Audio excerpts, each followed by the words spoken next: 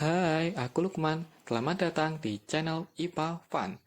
Pada video kali ini, kita akan membahas tentang dasar pendidikan Ki Hajar Dewantara.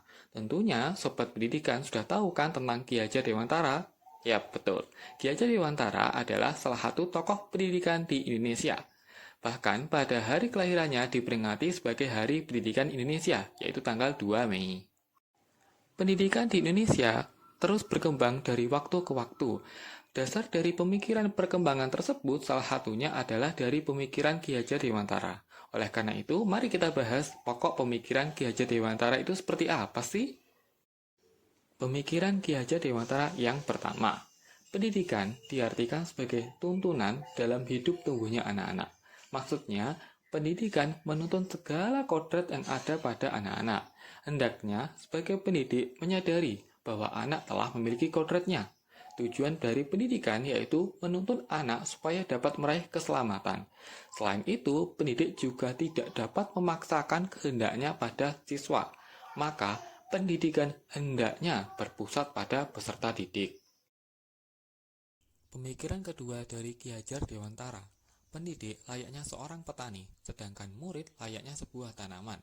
Petani hanya dapat menuntun tumbuhnya padi menjadi padi yang lebih baik, bukan mengubahnya menjadi jagung.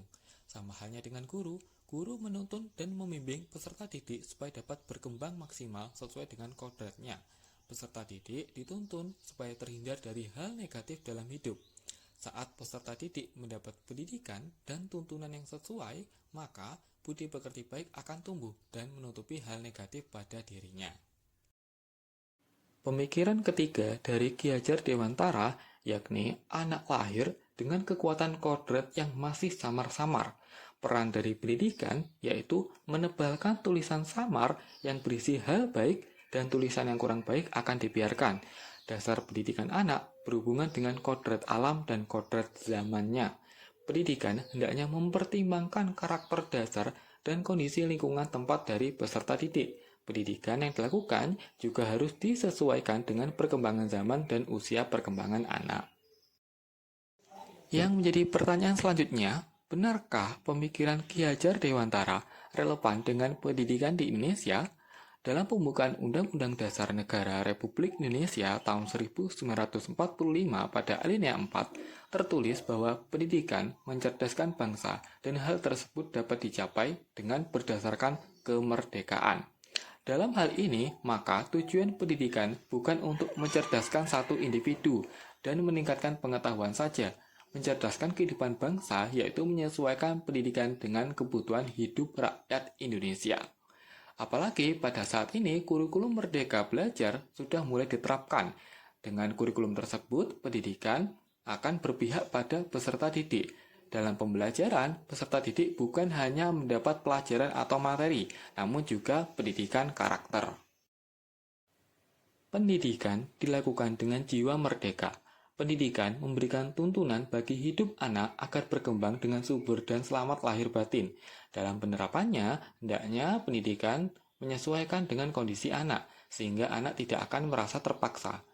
Pendidikan bukan dilakukan dengan memaksa murid, karena dengan paksaan maka akan merenggut kemerdekaan dan menghilangkan jati diri anak. Strategi mewujudkan pemikiran Ki Hajar Dewantara. Terdapat 4 strategi. Yang pertama, mendidik murid sesuai dengan kodrat alam dan kodrat zaman. Yang kedua, menanamkan budi pekerti. Yang ketiga, mengimplementasikan sistem Among. Dan yang keempat adalah merdeka belajar. Mendidik murid sesuai dengan kodrat alam dan kodrat zaman. Apa sih kodrat alam dan kodrat zaman itu? Jika kodrat alam, pembelajaran disesuaikan dengan kondisi geografis dan kebudayaan setempat. Jika kodrat zaman, guru dapat melakukan pembelajaran yang berpusat pada peserta didik dan membekali dengan keterampilan abad 21. Contohnya yaitu kritis, kreatif, kolaborasi, dan komunikasi. Tuntunan zaman saat ini adalah pembelajaran menggunakan teknologi. Jadi dalam pembelajaran, guru dapat menggunakan teknologi agar siswa juga tidak ketinggalan zaman. Kedua, menanamkan budi pekerti. Budi pekerti juga dapat diartikan sebagai perpaduan antara cipta kognitif, karsa afektif, sehingga menciptakan karya psikomotor. Pendidikan Berpihak pada peserta didik harus menanamkan budi pekerti dalam pembelajaran. Tidak hanya di kelas, tapi di luar kelas juga harus menanamkan budi pekerti. Budi pekerti dalam pembelajaran dapat diterapkan melalui kegiatan percobaan, pengamatan, dan kegiatan lainnya, karena pada kegiatan tersebut akan melibatkan kognitif, keterampilan, dan afektif, yaitu sikap gotong royong, menghargai, sopan santun, dan lain-lain, sehingga budi pekerti dapat tertanam pada diri peserta didik. Yang ketiga, menerapkan sistem Among. Terdapat 3 pemikiran dari Ki Hajar Dewantara tentang sistem Among. Yang pertama, ing ngarsa sung tulodo, yaitu di depan memberikan teladan. Maksudnya yaitu guru memberikan teladan dalam pengetahuan dan tingkah laku. Yang kedua, ing madya mangun karsa, atau di tengah membangun kehendak. Guru berperan sebagai penuntun dan peserta didik aktif dalam pembelajaran. Yang terakhir yaitu tutwuri handayani, tentunya sudah familiar kan? Nah, artinya di belakang memberi dorongan. Ya, artinya guru memberikan motivasi, saran, komentar, dan rekomendasi dari hasil kegiatan pengamatan peserta didik, sehingga dapat mengkonstruksi pengetahuannya. Strategi keempat, yaitu menerapkan merdeka belajar. Tentunya sudah familiar nih dengan merdeka belajar. Nah, merdeka belajar dapat memberikan kebebasan kepada guru dan peserta didik untuk menerapkan pembelajarannya yang efektif sesuai dengan karakteristik dan gaya belajar peserta didik. Contohnya yaitu pembelajaran berpusat pada peserta didik, yaitu pembelajaran PBL, Problem Based Learning. Peserta didik diberi kebebasan dalam memperoleh informasi dari berbagai sumber yang relevan, antara lain dari internet, lingkungan sekitar, dan lain sebagainya. Lalu, bagaimana tantangan dan solusi penerapan dari pemikiran Ki Hajar Dewantara? Tantangan yang pertama yaitu guru melaksanakan pembelajaran sesuai dengan kodrat alam dan kodrat zaman, dan menjadi teladan, penyemangat, dan pendorong untuk peserta didik. Solusi dari tantangan tersebut yaitu guru perlu menguasai keterampilan abad 21, memilih metode belajar yang menyenangkan dalam pembelajaran, dan memahami karakter peserta didik.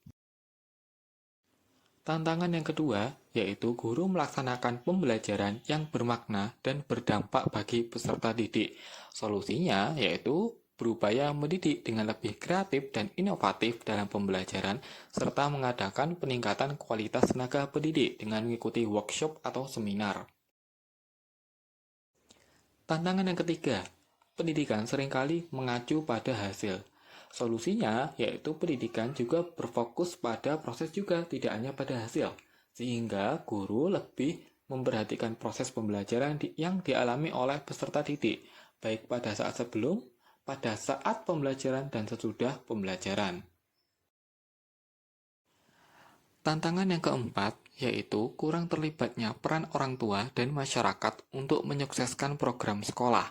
Seringkali sekolah sudah mengadakan sosialisasi tentang program sekolah, namun orang tua acuh tak acuh pada program tersebut. Solusinya yaitu diadakan musyawarah dengan komite sekolah serta orang tua murid yang efektif untuk mendukung program-program sekolah. Sampai bertemu lagi di video selanjutnya. Tetap di channel IPA Fun. IPA asyik, belajar IPA menyenangkan.